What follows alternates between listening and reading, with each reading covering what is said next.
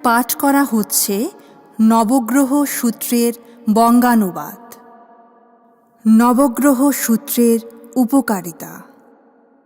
এই পরিত্রাণটি ফাঁড়াদশা এড়ানো, কুস্বপ্ন, দুর্নিমিত্ত, অমঙ্গল, পাপগ্রহ, গ্রহদোষ ইত্যাদি নিবারণে বিশেষ উপযোগী।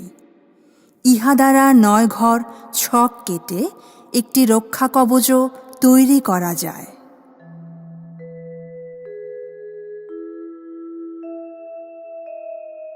সর্বঋদ্ধি প্রাপ্ত বুদ্ধির বল, পাচ্ছেক বুদ্ধির যেই বল এবং অরহৎগণের তেজবল দ্বারা তোমার রক্ষা বন্ধন করিতেছি।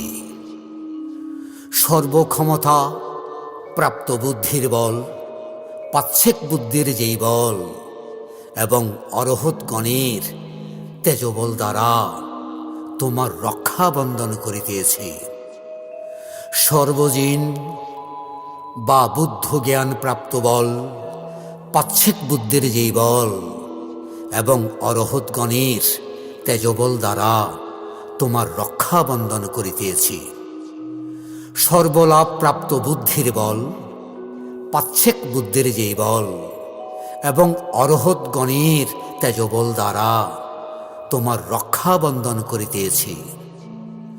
সর্বতেজ প্রাপ্ত বুদ্ধির বল, পাচ্ছেক বুদ্ধির যেই বল এবং অরহৎগণের তেজবল দ্বারা তোমার রক্ষা বন্ধন করিতেছি। সর্বনাল প্রাপ্ত বুদ্ধির বল, পাচ্ছেক বুদ্ধির যেই বল এবং অরহৎগণের তেজবল দ্বারা তোমার রক্ষা বন্ধন করিতেছি। সর্বযশ প্রাপ্ত বুদ্ধির বল, পাচ্ছেক বুদ্ধির যেই বল এবং অরহৎগণের তেজবল দ্বারা তোমার রক্ষা বন্ধন করিতেছি। সর্বশ্রী প্রাপ্ত বুদ্ধির বল, পাচ্ছেক বুদ্ধির যেই বল এবং অরহৎগণের তেজবল দ্বারা তোমার রক্ষা বন্ধন করিতেছি।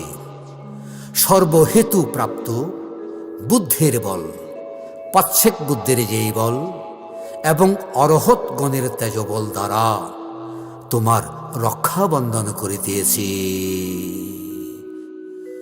সাধু সাধু সাধু।